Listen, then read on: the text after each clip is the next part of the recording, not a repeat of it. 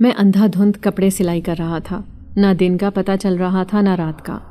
Order ہی اتنا بڑا تھا کہ مجھے اتنا وقت لگ جاتا تھا کہ نہ روٹی کی ہوش نہ پیاس کی، اور اس سے بھی مجھے منافع اچھا خاصا ہو رہا تھا۔ میں نے اپنی زندگی میں اتنے زیادہ کپڑے کسی کے نہیں سیے تھے، مگر یہ آرڈر 50 سوٹوں کا ملا تھا۔ پہلے تو میں یہ سوٹ پکڑنے کے لیے تیار ہی نہیں تھا، کیونکہ عید بھی سر پر تھی اور عید کے کپڑے بھی میرے پاس کافی جمع ہو چکے تھے۔ مگر انہوں نے جب منافع کی بات کی اور اچھا خاصا منافع مجھے دیا، تو پھر میں بھی اس بات پر راضی ہو گیا کہ میں ان کی بیٹی کی شادی سے پہلے سب کپڑے سی دوں گا۔ میری اماں میری حالت پر مجھ سے خفا بھی ہوتی تھی، مگر میں ان کو بھی بہلا پھسلا کر سمجھا لیتا تھا۔ ابھی بھی مجھے رات کے 3 بج گئے تھے۔ میں مسلسل کپڑے سلائی کر رہا تھا۔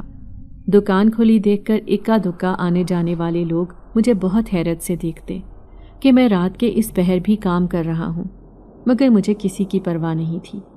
میں سر جھکائے مسلسل کپڑے سلائی کر رہا تھا۔ ابھی بھی بہت سے کپڑے سلائی کرنے والے تھے۔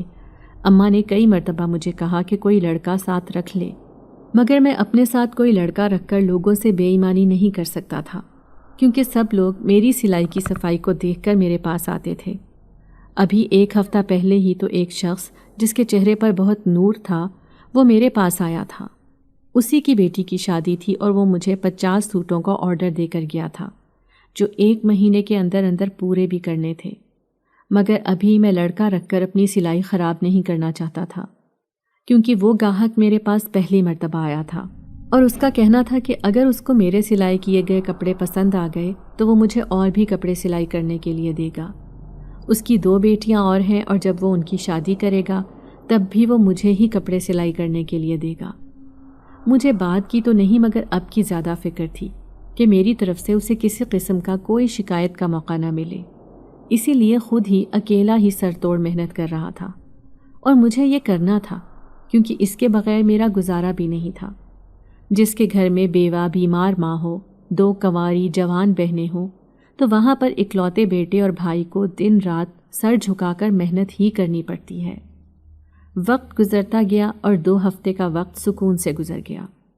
2 ہفتے بعد وہ شخص میرے پاس پھر سے آیا اور آ کر کہنے لگا کہ جتنے کپڑے سلائی ہو گئے ہیں اتنے دے دو، باقی بعد میں کرتے رہنا۔ میں نے اسے 20 سوٹوں کا بنڈل پکڑایا اور کہا کہ باقی 30 سوٹ رہ گئے ہیں، وہ بھی آپ کی بیٹی کی شادی سے پہلے سلائی کر کے میں آپ کو دے دوں گا۔ تبھی وہ آدمی کہنے لگا کہ ٹھیک ہے، مجھے کوئی اعتراض نہیں ہے، اگر تمہارے کپڑے میری بیٹی کو پسند آئے تو وہ آگے سے بھی تم سے ہی سلائی کروائے گی۔ میں خوش ہو گیا اور جلدی سے کپڑے سلائی کرنے لگا، کیونکہ میرے پاس اب زیادہ وقت نہیں تھا۔ پیچھے 2 ہفتے باقی تھے اور 30 سوٹ بھی باقی تھے۔ کہیں لیٹ نہ ہو جائے اس ڈر سے میں مزید دن رات محنت کرنے لگا۔ اب بس فرق اتنا آیا تھا کہ میری بہن بھی میرا ساتھ دینے لگی تھی۔ جو چھوٹے موٹے کپڑوں کے کام ہوتے وہ میری بہنیں گھر بیٹھ کر دیتی، باقی سلائی میں کر دیتا۔ اس سے یہ ہوا تھا کہ میرے کپڑے جلد سے جلد سلنا شروع ہو گئے تھے۔ تھوڑے ہی وقت میں کافی سوٹ سی لیتا تھا۔ تھوڑے دن گزرے تھے کہ وہ آدمی پھر سے اپنے ہاتھ میں بڑے شاپر پکڑے میرے پاس آیا اور آ کر کہنے لگا کہ میری بیٹی کو تمہارے ہاتھ کے سلے ہوئے کپڑے بہت پسند آئے ہیں، اس نے اپنے باقی کپڑے بھی دیے ہیں تاکہ میں تم سے سلائی کروا لوں۔ میں تو حیران تھا کہ یہ کتنے امیر لوگ تھے، اپنی بیٹی کو جہیز میں اتنے کپڑے بنا کر دے رہے تھے۔ کتنی خوش نصیب تھی ان کی بیٹی۔ باپ جو تھا سر پر سارے لاڈ پیار اٹھا رہا تھا۔ آج میرے ابا بھی زندہ ہوتے تو میری بہنیں بھی ایسے ہی سوٹ سلائی کروا رہی ہوتی۔ میں نے ان صاحب سے کہا کہ صاحب جی، میرے پاس ابھی وقت نہیں ہے، میں اور کپڑے نہیں پکڑ سکتا، آپ کے پہلے ہی کپڑے پورے کر دوں تو وہ بھی غنیمت ہے۔ میں سارا دن دکان پر رہتا ہوں، میری اماں بیمار ہیں، وہ مجھے دیکھنے کے لیے ترس جاتی ہیں۔ میں نے اتنا کام کبھی نہیں پکڑا جس سے میرے گھر والے نظر انداز ہو جائیں، اس لیے بہتر ہے کہ آپ یہ کپڑے کسی اور سے سلائی کروا لیں۔ میرے پاس آپ کے جتنے کپڑے ہیں وہ آپ کی امانت ہے میرے پاس، جیسے ہی سلائی ہو جائیں گے میں آپ کو بھیج دوں گا۔ مگر وہ آدمی بھی اپنی ضد کا پکا تھا، کہنے لگا کہ نہیں، میری بیٹی کا کہنا ہے کہ وہ کپڑے سلوائے گی تو تم سے ہی۔ پھر نہ جانے اس آدمی کے دل میں کیا آیا، ایک بات سوچ کر کہنے لگا، اگر ایک کام کر لیا جائے کہ تم ہمارے خاندانی درزی بن جاؤ، ہمارے گھر آ کر ہمارے سارے کپڑے سی دیا کرو، تو اس سے تمہیں بھی منافع ہو جائے گا اور اچھا خاصا منافع ہوگا۔ پورے گھر کے کپڑے ہی صرف تمہیں سینے کو ملیں گے۔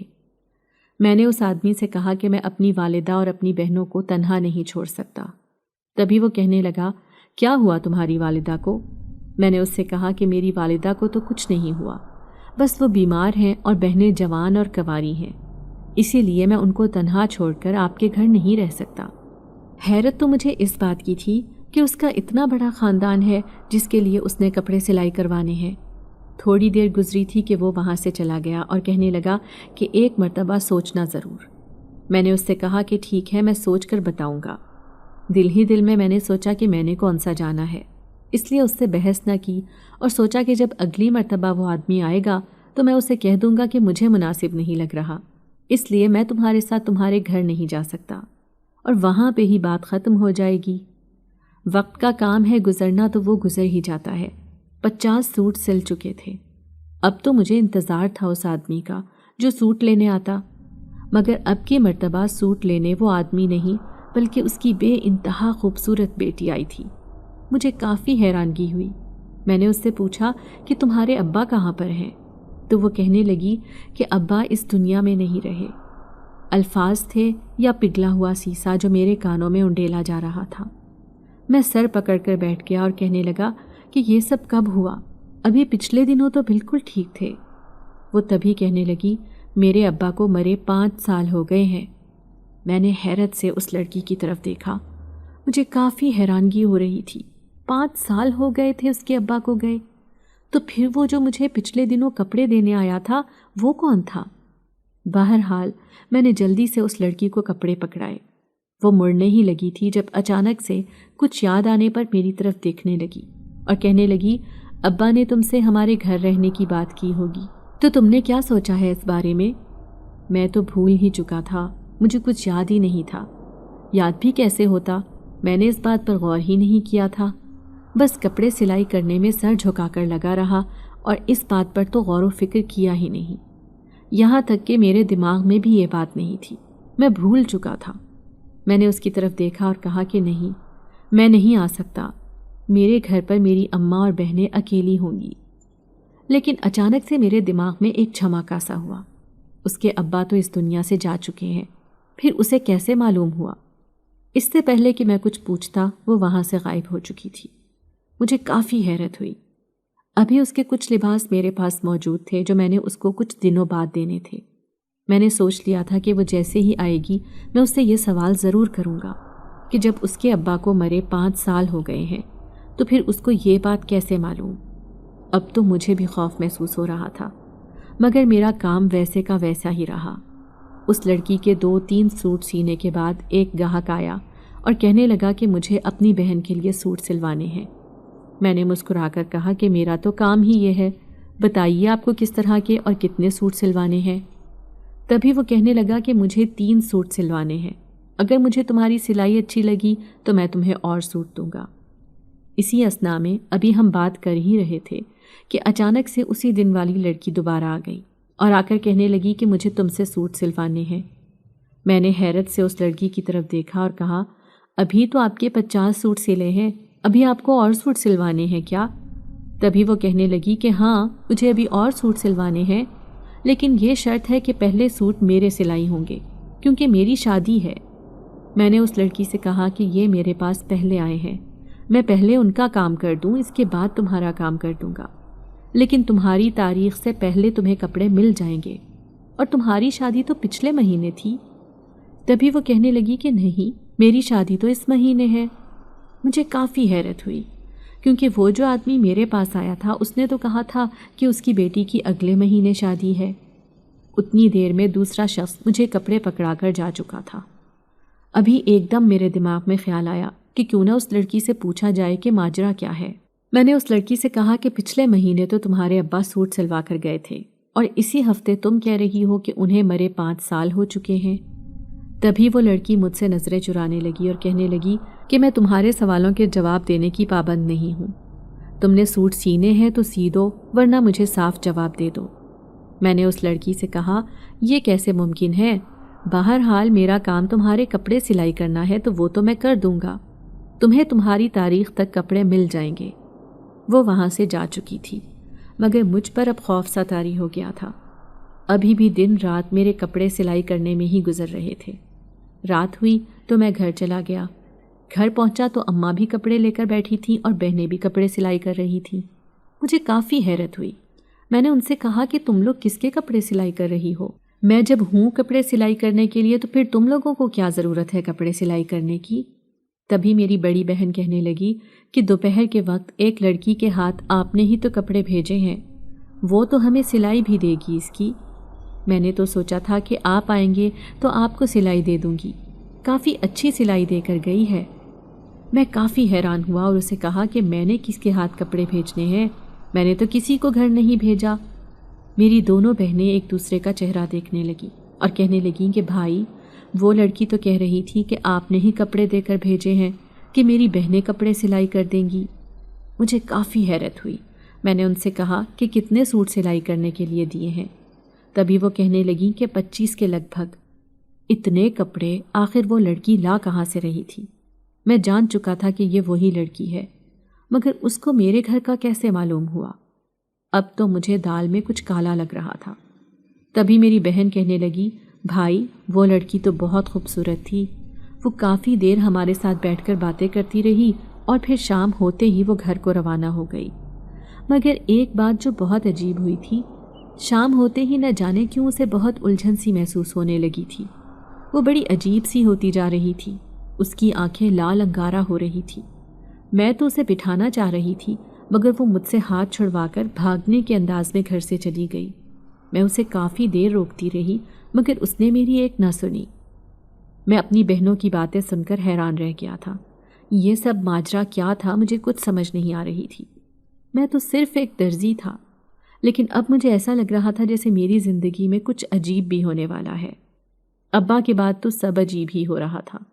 اب یہ کیا نیا معاملہ تھا مجھے کچھ سمجھ نہیں آ رہی تھی۔ میں کمرے میں گیا اور پرانا وقت سوچنے لگا جب ابا زندہ تھے۔ میرا نام اکرم ہے، میری عمر 50 سال ہے۔ میرے ابا ایک درزی تھے اور اماں گھریلو خاتون تھیں۔ ہم 3 بہن بھائی تھے۔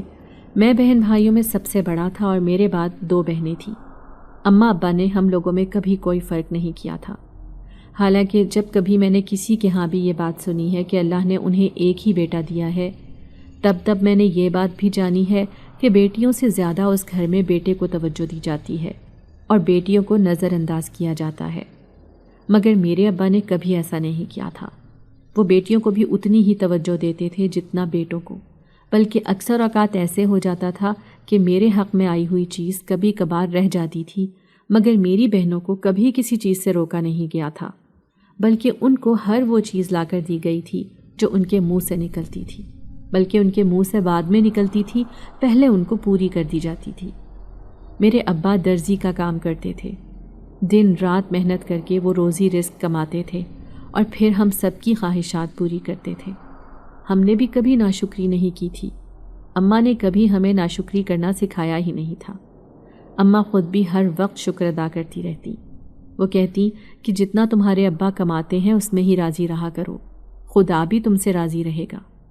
میں ابھی 8ویں جماعت میں تھا جب ابا کو ہارٹ اٹیک ہوا اور ابا بستر پر آ گئے۔ ابا کی حالت دن بدن خراب ہوتی جا رہی تھی۔ پہل تو آس پڑوس کے لوگوں نے ہماری کافی مدد کی، مگر پھر آخر کب تک وہ ہماری مدد کرتے؟ 2 وقت کی روٹی دینا بھی تو مشکل ہو گیا تھا۔ اپنے گھر کا پورا نہیں ہوتا تھا تو دوسروں کے گھروں کو کیسے سنبھالا جاتا؟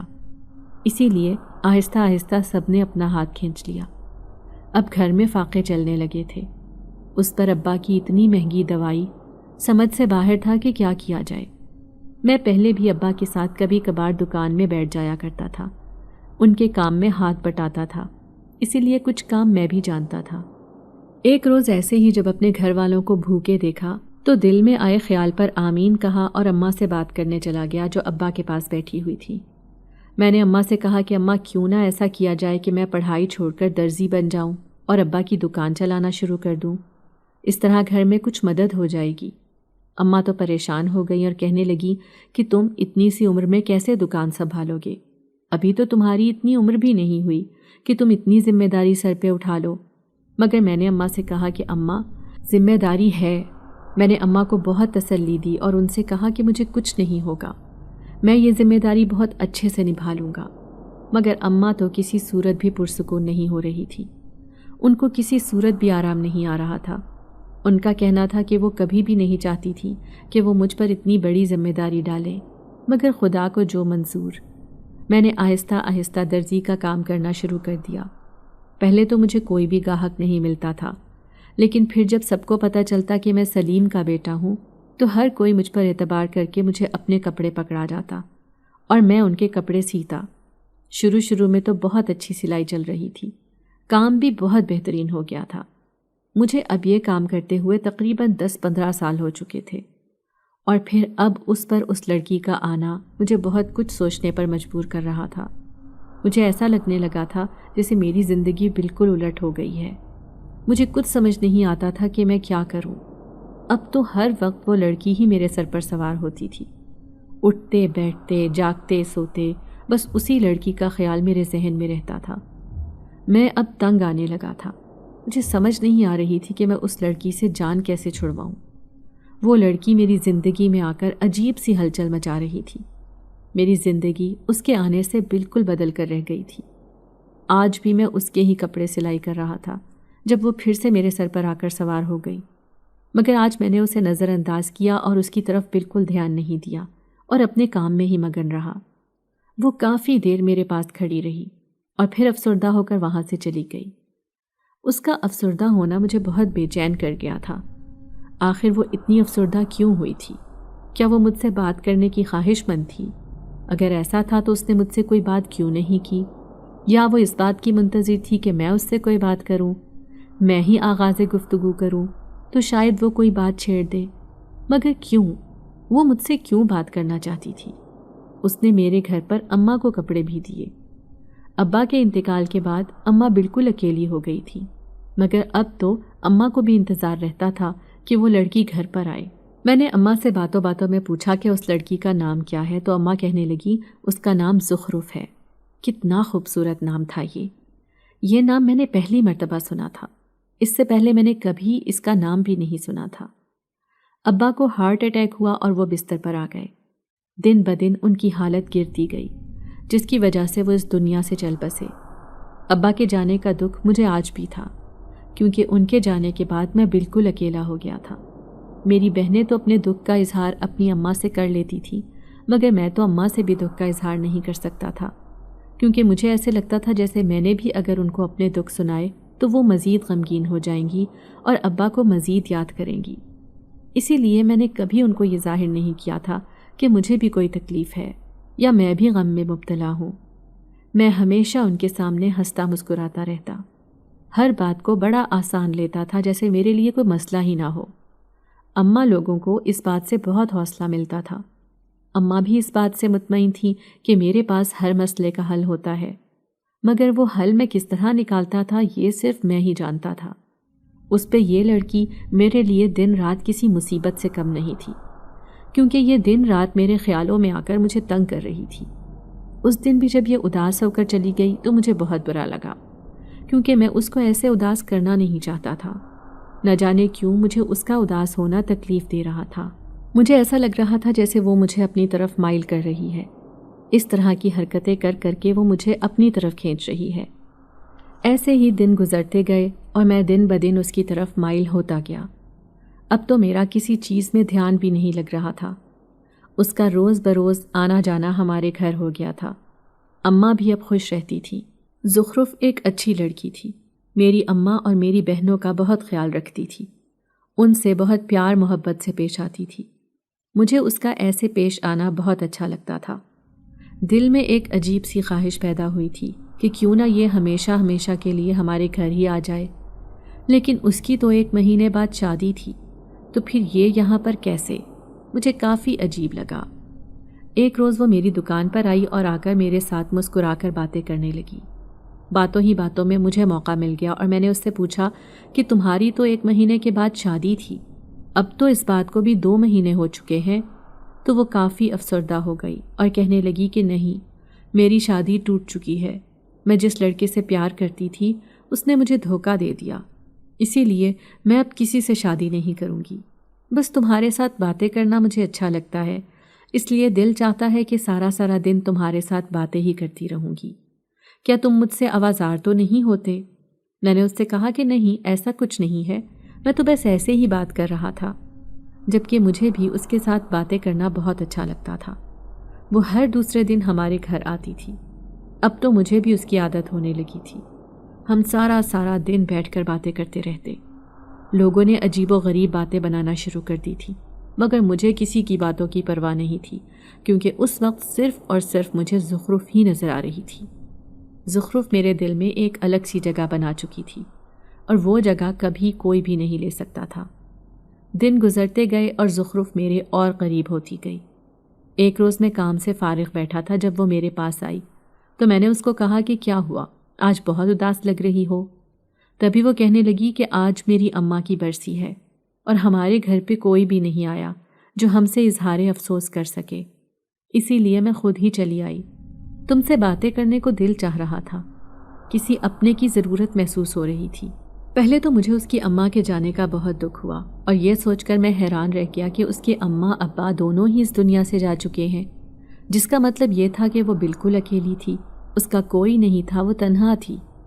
اور پھر تبھی مجھے اس بات پر بھی دکھ ہوا کہ آج وہ دکھی تھی. اس کے ساتھ جیسے میری زندگی جڑ چکی تھی. اس کے دکھی ہونے پر مجھے بھی دکھ ہوتا تھا اور اس کے خوش ہونے پر مجھے بھی خوشی ہوتی تھی. نہ جانے یہ کیسا اتفاق تھا، رب نے مجھے کیوں اس کے ساتھ جوڑ دیا تھا. میں نے اس کو حوصلہ دیا اور کہا تم پریشان نہ ہو، سب ٹھیک ہو جائے گا. تبھی وہ کہنے لگی کہ کچھ ٹھیک نہیں ہوگا. یہ انسان بہت برے ہیں، انہوں نے ہم لوگوں کو سکون سے جینے نہیں دیا، میرے اماں ابا کو مار دیا. آخر میری اماں نے ان کا کیا بگاڑا تھا؟ ان سب میں صرف ایک تم ہی انسان مجھے اچھے لگے ہو. تم تو بہت اچھے انسان ہو، جبکہ میرا انسانوں پر سے بھروسہ اٹھ چکا تھا. وہ ویسے ہی بہکی باتیں کر رہی تھی. مجھے بہت عجیب لگ رہا تھا، جیسے وہ انسان نہ ہو اور انسانوں کے خلاف بات کر رہی ہو. میں نے سر جھٹکا اور اسے کہا تم زیادہ مت سوچو، پریشان مت ہو، میں تمہارے ساتھ ہوں اور ہمیشہ تمہارے ساتھ رہوں گا. تمہارا جب دل چاہے تم میرے ساتھ آ کر باتیں کر سکتی ہو، میرے پاس آ سکتی ہو. میں تمہیں ہمیشہ خوش رکھوں گا، کبھی تمہیں کوئی تکلیف نہیں آنے دوں گا. تبھی وہ کہنے لگی کہ اتنی بڑی باتیں کر تو رہے ہو، کیا واقعی تم مجھے کوئی تکلیف نہیں آنے دو گے؟ کیا تم واقعی میرا ساتھ دو گے؟ ہمیشہ میرے ساتھ رہو گے؟ میں نے اسے کہا کہ ہاں، میں وعدہ تو نہیں کرتا، لیکن میں پوری کوشش کروں گا کہ میں تمہارے ساتھ رہوں، میں کبھی بھی تم پر کوئی تکلیف نہ آنے دوں، ہمیشہ تمہارا ساتھ دوں. وہ تو جیسے میری یہ باتیں سن کر ہی مطمئن ہو گئی تھی. اس کے چہرے پر ایک سکون سا نظر آ رہا تھا. تبھی وہ کہنے لگی کہ جہاں جہاں مجھے تمہارے ساتھ کی ضرورت ہوگی کیا تم میرا ساتھ دو گے؟ میں نے کہا ہاں، یہ صرف کہنے کی بات نہیں، تم چاہو تو آزما کر دیکھ لو. کہنے لگی کہ میں تمہیں آزماؤں گی، اگر تم اس میں ناکام ہو گئے تو تمہیں سزا ملے گی، اور اگر تم کامیاب ہو گئے تو میں تمہیں اپنے جہان کا مہاراجا بنا دوں گی. میں اس کی بات سن کر مسکرانے لگا. اس کی بہکی باتیں بھی مجھے سکون دیتی تھی. میرا تو بہت دل چاہتا تھا کہ وہ باتیں کرتی رہے، پھر جیسی مرضی باتیں ہوں، مجھے اس سے کوئی فرق نہیں پڑتا تھا. میں ہر وقت اس کی باتیں سنتا رہتا تھا. اب تو مجھے بس انتظار تھا اس دن کا جس دن وہ مجھے آزماتی اور میں اس کی آزمائش پر پورا اتر جاتا. میں نے اس سے پوچھا کہ اس کو میرے گھر کا پتہ کیسے ملا. تبھی وہ کہنے لگی کہ اس نے میرا ایک دن پیچھا کیا تھا، لیکن مجھے تو جہاں تک یاد پڑتا تھا ان دنوں میں رات دیر تک دکان پر رہتا تھا اور آدھی راتوں کو گھر پر جاتا تھا. پھر اس نے مجھے کہاں پر دیکھ لیا، لیکن میں نے اس کے ساتھ زیادہ بحث نہ کی اور اس کی بات کو مان لیا اور کہا کہ تم نے میری اماں اور بہنوں کو کپڑے دیے کہ وہ ابھی سی دیں. تبھی وہ کہنے لگی کہ ہاں، میں نے انہیں کپڑے دیے تھے کہ وہ بھی سلائی کریں، کیونکہ تم تو مصروف تھے، اسی لیے میں نے ان کو بھی دے دیے، کیونکہ ان کی سلائی بھی مجھے اچھی لگی تھی، اسی لیے میں نے ان سے کہا کہ وہ مجھے سلائی کر دیں. مجھے اس کی باتیں بہت اچھی لگ رہی تھیں. میں خاموشی سے اس کی باتیں سنتا رہا، جیسے اس کی باتیں سننے کے علاوہ مجھے اور کوئی دوسرا کام ہی نہ ہو. جب زخرف میرے پاس آتی تھی تب میں کسی کا کوئی کام نہیں پکڑتا تھا، بلکہ ہر ایک کو انکار کر دیتا اور کہتا کہ میں مصروف ہوں، میں کام نہیں پکڑ سکتا۔ اب تو میری اماں بھی مجھ پر خفا ہونے لگی تھی کہ زخرف کے پیچھے تم اپنا کام کیوں چھوڑ رہے ہو، جیسے تم جانتے ہو کہ تمہاری بہنوں کی بھی ابھی شادی کرنی ہے۔ اگر تم یہی سب کرتے رہے تو کس طرح گزارا ہوگا؟ کس طرح میں تمہاری بہنوں کی شادی کروں گی اور یہ گھر کس طرح چلے گا؟ اب تو میں اماں کے آگے بھی چیخنے لگا تھا کہ اماں، تمہیں ساری زندگی میں نے کما کر کھلایا ہے، مگر ابھی بھی تم مجھ سے شکوے کر رہی ہو؟ ابھی بھی تمہیں میری ضرورت نہیں ہے، صرف اپنی بیٹیوں کی فکر ہے۔ ساری زندگی تم لوگوں نے اپنی بیٹیوں کو ہی تو دیا ہے۔ مجھے اندازہ ہی نہیں ہو رہا تھا کہ زخرف کی موجودگی مجھے اپنے گھر والوں سے دور کر رہی ہے۔ میں آہستہ آہستہ اپنے گھر والوں سے دور ہوتا جا رہا تھا۔ میں جو کر رہا تھا اس سب کا اثر میرے گھر والوں پر پڑ رہا تھا۔ جن گھر والوں پر میں جان چھڑکتا تھا، جن گھر والوں کے لیے میں نے اپنی پڑھائی چھوڑ کر کام کرنا شروع کر دیا تھا، آج ان کو ہی میں باتیں سنا رہا تھا۔ میری اماں جب مجھ سے یہ باتیں سنتی تو وہ بہت افسردہ ہوتی تھی۔ مجھے افسردہ ہونا تھا نظر آتا تھا، لیکن اماں کی آنکھوں میں آنسو نظر نہیں آتے تھے۔ زخرف نے میری آنکھوں پر پٹی ہی ایسی باندھی تھی کہ مجھے کچھ دکھائی ہی نہیں دیتا تھا۔ میں جب کبھی زخرف کے سامنے دکھاوے کے لیے ہی بات کرتا کہ میری اماں اور میری بہن بہت پریشان رہتی ہیں، تو زخرف آگے سے مجھے یہ کہہ کر دلاسا دے دیتی کہ ان لوگوں کا تو کام ہی یہ ہے، کوئی تمہارے بارے میں کیوں نہیں سوچتا کہ تمہیں بھی کسی انسان کی ضرورت ہے، تمہیں بھی کسی سہارے کی ضرورت ہے، تم کس طرح اگلی زندگی گزارو گے، کوئی تمہارے بارے میں یہ بات کیوں نہیں سوچتا۔ اس وقت میرا بھی دل و دماغ بھرا پڑا تھا، مجھے بھی حقیقتاً کسی انسان کی ضرورت تھی۔ میں بھی یہی سوچتا تھا کہ کاش کوئی میرے پاس بھی ہوتا جس سے میں اپنے دکھ کا اظہار کر سکتا، میرے اندر کیا چل رہا ہے میں اسے بتا سکتا، اپنی تکلیف کسی کے ساتھ بانٹ سکتا، مگر میرے پاس تو کوئی بھی نہیں تھا۔ اس پر زخرف کی ایسی باتیں میرے دماغ کو اور خراب کر رہی تھی، مجھے میرے گھر والوں کے لیے باغی کر رہی تھی، بدگمان کر رہی تھی، اور میں حقیقتاً اپنے گھر والوں سے بدگمان ہو رہا تھا۔ مجھے اماں اور بہنوں کی باتیں بہت بری لگنے لگی تھیں۔ میں ہر وقت ان کو خود غرضی کے طعنے دیتا رہتا تھا اور ان سے کہتا کہ آپ لوگوں کو اپنے علاوہ اور کسی کی سوچ نہیں آتی، میں تنہا رہ گیا ہوں، آپ لوگوں کو کبھی اس بات کا خیال آیا ہے؟ آپ لوگوں نے ساری ذمہ داریاں میرے سر پر ڈال دی ہیں، میں نے آپ لوگوں کو ہاتھ کیا پکڑایا، آپ لوگوں نے تو میرا بازو ہی کھینچ لیا۔ اماں تو دنگ رہ جاتی تھی اور کہتی تھی کہ تم وہ نہیں ہو جس کو اپنے ابا کے جانے کے بعد ہماری بہت فکر تھی، جو ہمارے آگے پیچھے گھومتا پھرتا تھا، ہماری پرواہ کرتا تھا۔ زخرف جب سے تمہاری زندگی میں آئی ہے تب سے تم بالکل بدل گئے ہو۔ میں نے اماں سے کہا کہ جی ہاں، میں بالکل بدل چکا ہوں، کیونکہ اسے میرا احساس ہے، وہ میرا خیال رکھتی ہے، اس کو میری پرواہ ہے، مگر آپ لوگوں کو صرف پیسوں کی پرواہ ہے، آپ لوگوں کو اپنی ضروریات زندگی پوری کرنے کی پرواہ ہے، آپ لوگوں کو میری کوئی پرواہ نہیں رہی۔ میں تو آپ لوگوں کے لیے صرف ایک پیسے کمانے والی مشین بن کے رہ گیا ہوں، اس کے علاوہ میری آپ لوگوں کی زندگی میں کوئی حیثیت نہیں، کوئی اہمیت نہیں ہے۔ آج میں اگر اس دنیا میں نہ رہوں تو آپ لوگوں کو اس بات کا دکھ ہوگا کہ اب ہمیں کما کر کون دے گا، نہ کہ اس بات کا دکھ ہوگا کہ آپ کا بیٹا اس دنیا سے جا چکا ہے۔ اماں تو منہ کھولے میری باتیں سن رہی تھی اور کہنے لگی کہ تم بالکل ٹھیک کہہ رہے ہو، ہمیں تمہاری پرواہ نہیں ہے، لیکن کل کی آئی اس لڑکی کو تمہاری پرواہ ہے، جو تمہارے نکاح میں بھی نہیں، جو تمہارے لیے بالکل غیر ہے، اسے تمہاری قدر ہے، تمہاری پرواہ ہے، مگر ہم تمہارے اپنے ہیں اور ہمیں نہ تو تمہاری پرواہ اور نہ ہی تمہارا خیال ہے، یہی کہنا چاہتے ہو نا؟ میں نے اماں سے کہا کہ ہاں جی بالکل، یہی کہنا چاہتا ہوں اور یہی حقیقت ہے۔ اگر آپ لوگوں کو میری اتنی پرواہ ہوتی تو آج میں اس دنیا میں اکیلا نہ رہتا۔ ابا کے جانے کے بعد آپ لوگوں نے مجھے کتنا اکیلا کر دیا ہے، آپ لوگوں کو اندازہ بھی نہیں ہے۔ آپ لوگ تو خود غرض ہو گئے ہیں، پیسوں کی ہوس نے آپ لوگوں کو کسی قابل نہیں چھوڑا۔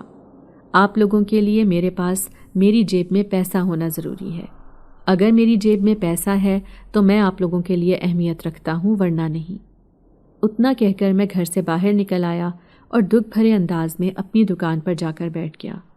آج تو میں نے سوچ لیا تھا کہ میں کوئی گاہک نہیں پکڑوں گا۔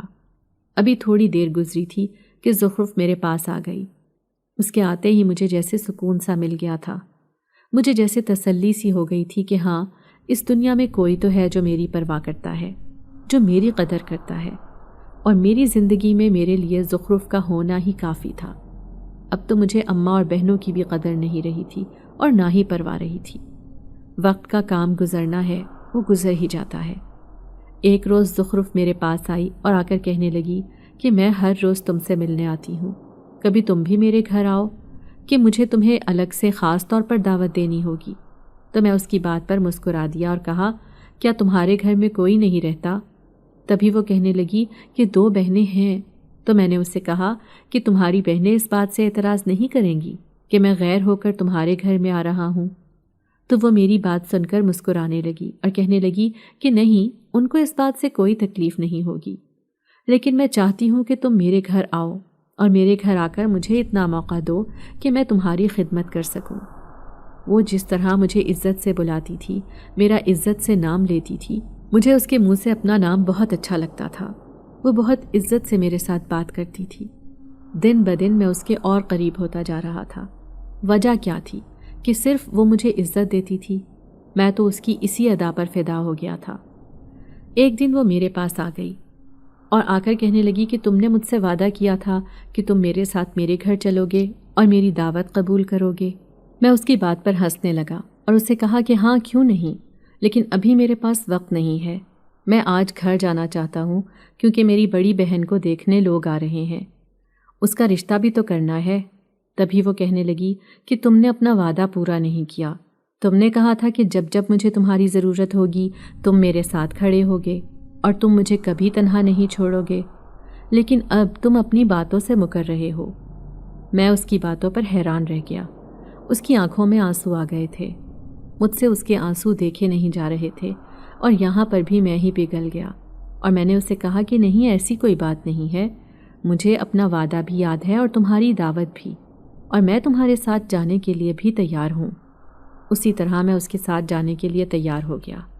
اس نے مجھے کہا کہ چلو، میں تمہیں اپنی جگہ پر اپنے شہر لے چلتی ہوں۔ میں اس کے ساتھ جا رہا تھا، ہم دونوں پیدل چل رہے تھے، جب اچانک وہ ایک جگہ پر رک گئی اور اس نے میری آنکھوں پر پٹی باندھ دی۔ اس افتاد کے لیے میں تیار نہیں تھا، اسی لیے بوکھلا کر رہ گیا۔ تبھی میں نے حیرت سے زخرف سے پوچھا کہ یہ سب کیا ہے، تم نے مجھے پٹی کیوں باندھ دی؟ تبھی وہ کہنے لگی کہ ہمارے علاقے میں کوئی بھی غیر انسان نہیں جا سکتا، اور جو بھی جاتا ہے وہ ہمارے علاقے کو نہیں دیکھ سکتا۔ جب تک تم میرے گھر نہیں پہنچ جاتے تب تک تمہاری آنکھوں سے پٹی نہیں اترے گی، کیونکہ اگر تمہاری آنکھوں سے پٹی اتر گئی تو ہمارا علاقہ تباہ ہو جائے گا۔ مجھے اس کی بے تکی باتوں پر حیرت ہو رہی تھی، مگر میں اس کی بے تکی باتوں پر مسکرانے لگا، اور جس طرح اس نے کہا میں نے ویسے ہی کیا۔ میں نے اپنی آنکھوں پر پٹی باندھی رکھی اور اس کے ساتھ ساتھ چلنے لگا تھا تاکہ میں اس کے گھر تک جا سکوں۔ ایک وقت ایسا آیا کہ مجھے راستے میں ایسے لگنے لگا جیسے بہت تپش ہے یہاں، بہت شدید گرمی مجھے محسوس ہونے لگی تھی۔ تبھی میں نے زخرف سے پوچھا کہ یہاں پر اتنی تپش کیوں ہے، اتنی گرمی کیوں ہے، کیا میں یہ پٹی ہٹا سکتا ہوں؟ مجھے دیکھنا ہے کہ یہاں پر کیا ہے۔ تبھی وہ ایک دم غصے سے کہنے لگی کہ نہیں، تم پٹی نہیں اتارو گے۔ اس وقت اس کی آواز بالکل بدل چکی تھی، وہ زخرف کی آواز نہیں لگ رہی تھی، وہ میٹھی پیاری آواز جس کے سحر میں کوئی بھی کھو سکتا تھا، یہ وہ آواز نہیں تھی۔ مجھے کافی حیرت ہوئی، وہ کچھ مردانہ سی آواز لگ رہی تھی۔ میں نے زخرف سے کہا کہ کیا تمہارے ساتھ کوئی اور بھی ہے؟ تبھی وہ کہنے لگی کہ نہیں، میرے ساتھ بھی میں ہی ہوں، اب خاموشی سے چلو، ہم بس جلد پہنچنے ہی والے ہیں۔ تھوڑی دیر گزری تھی کہ مجھے اچانک سے ٹھنڈ کا احساس ہونے لگا، جیسے تپش ختم ہو گئی ہے اور میں کسی ٹھنڈے علاقے میں آ گیا ہوں۔ پھر تھوڑی دیر گزری تھی کہ میں ایک جگہ پر جا کر رک گیا۔ زخرف میرا ہاتھ تھامے مجھے کسی جگہ پر لے کر جا رہی تھی۔ اس وقت اس کا ہاتھ بہت ٹھنڈا ہو چکا تھا، جیسے کوئی برف کا گولا ہو۔ میں اس کے ساتھ ساتھ چلتا جا رہا تھا۔ اچانک سے اس نے مجھے ایک جگہ پر ٹھہرایا اور میری آنکھوں سے پٹی ہٹا دی۔ میں نے جیسے ہی آنکھیں کھولیں تو وہاں پر زخرف نہیں تھی، بلکہ وہ کوئی بہت بڑا محل تھا۔ 2 ملازمائیں میرے پاس آئیں اور آ کر مجھے پکڑ کر ایک مخمل کے بستر پر بٹھا دیا۔ وہ بستر بہت نرم تھا۔ میں ان سب سے پوچھنا چاہتا تھا کہ زخرف کہاں پہ گئی۔ مجھے تو یہ بھی نہیں معلوم تھا کہ زخرف میرے ساتھ آئی بھی تھی یا اس کی جگہ کوئی اور تھا۔